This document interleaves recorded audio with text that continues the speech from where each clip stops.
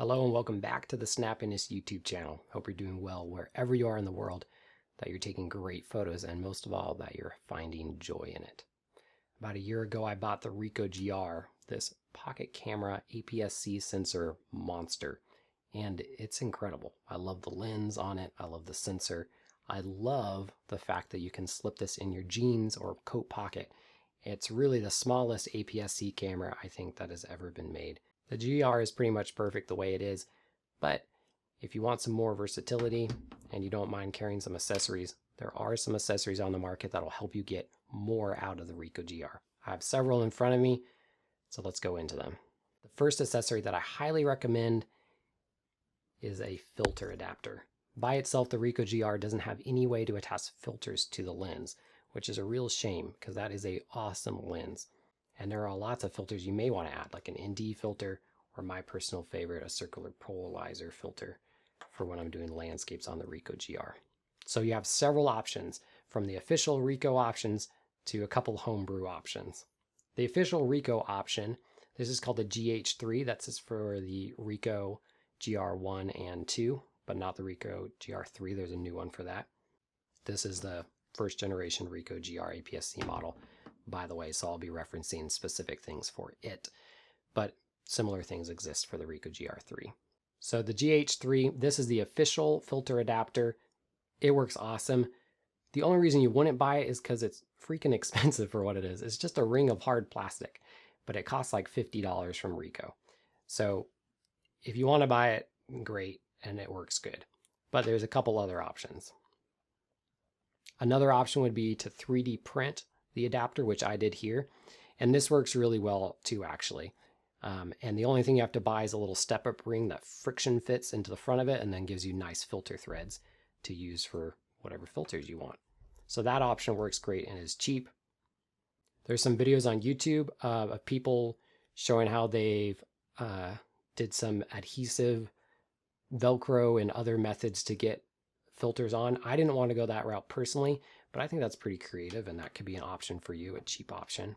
And finally, for the Ricoh GR III, there are some third-party adapters that you could buy, so that's another route. This also allows you to add a hood. Here's the official Ricoh hood, and that just cuts down on flares.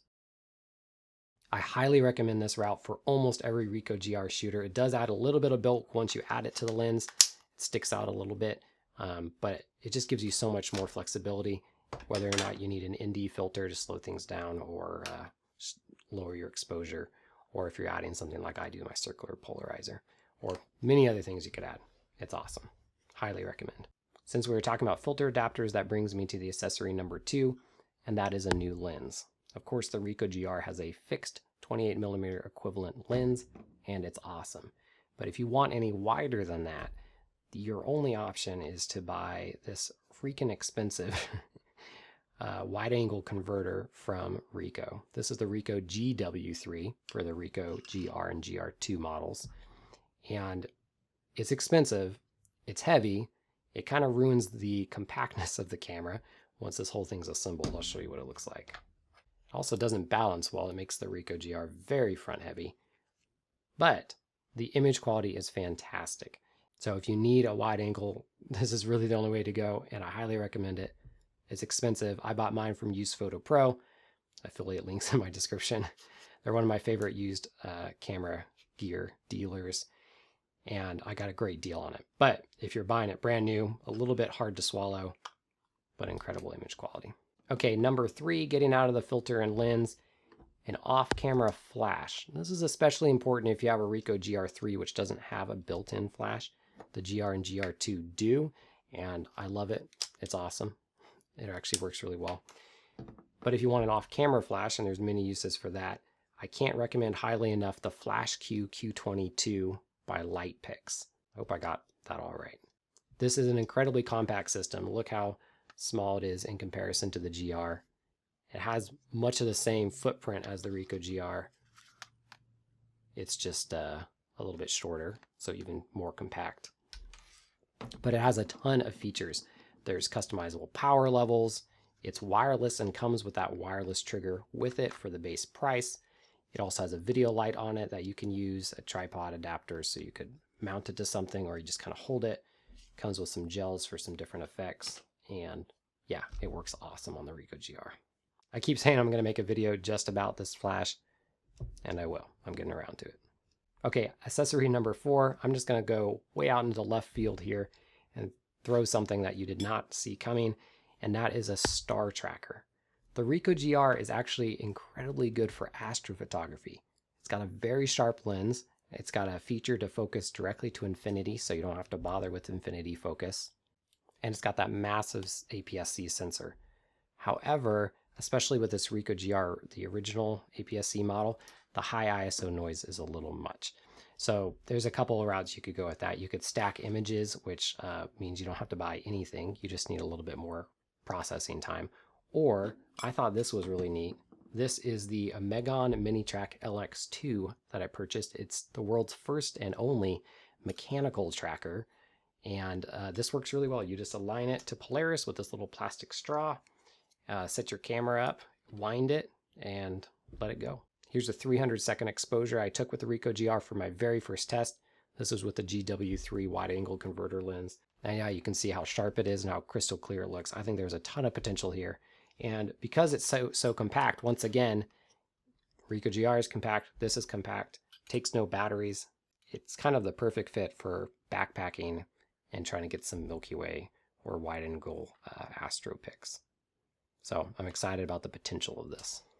Okay, that was probably something that nobody else is really interested in. I thought it was pretty cool. We'll go back. Number 5, this is something that I think a lot of people are interested in. One of the main criticisms of the Ricoh GR, at least that I see, is that there's no viewfinder. People really like putting their eye up to a camera. Who would have thought? That's what we're trained to do. And it's hard to see the screen in daylight. So I can't fix all those problems for you. The Ricoh GR does not have an EVF, and there's no way to get one.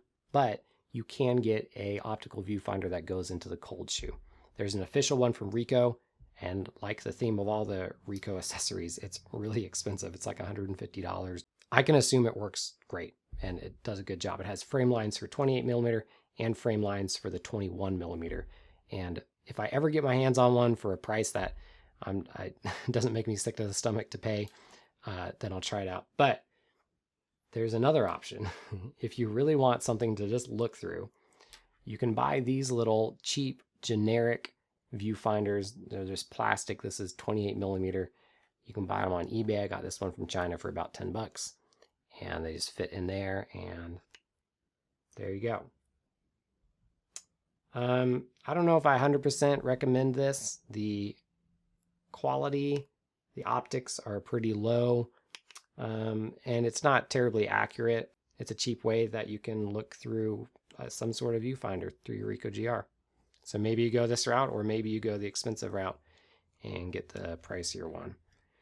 I don't really mind looking through the screen or just shooting completely blind with the Ricoh GR for the type of shooting I do with it. So I don't know if I'll get that much use out of that. But now you know. Okay, that was my 5 main accessories. I have 2 more bonus accessories. The first bonus accessory, batteries. Honestly, if you're going to spend money on the Ricoh GR, before you dive into all these fun accessories, just buy a couple batteries. These are by Wasabi, and they work great. And then finally, only semi-related to the Ricoh GR, this is a USB-C to SD card reader to allow me to plug my SD card into my phone directly, download pictures, edit, and share on social media, and I love it. I know the Ricoh GR II and 3 have Wi-Fi on them, but Wi-Fi is just, you have to set it up and connect it, and then the transfer rate is slow. I think this is the way to go. This is about $10, and once again, small, compact, fits with your phone, and then you have your phone for editing and your Ricoh GR for taking beautiful photos. Thanks for watching. Those are my best accessories for the Ricoh GR. I'm curious what accessories you would recommend, or if you have any questions about these, I'd be happy to answer them. I hope that was at least somewhat helpful and entertaining. I love the Ricoh GR and the GR system, and I'm just excited to see what more pictures I can take with it.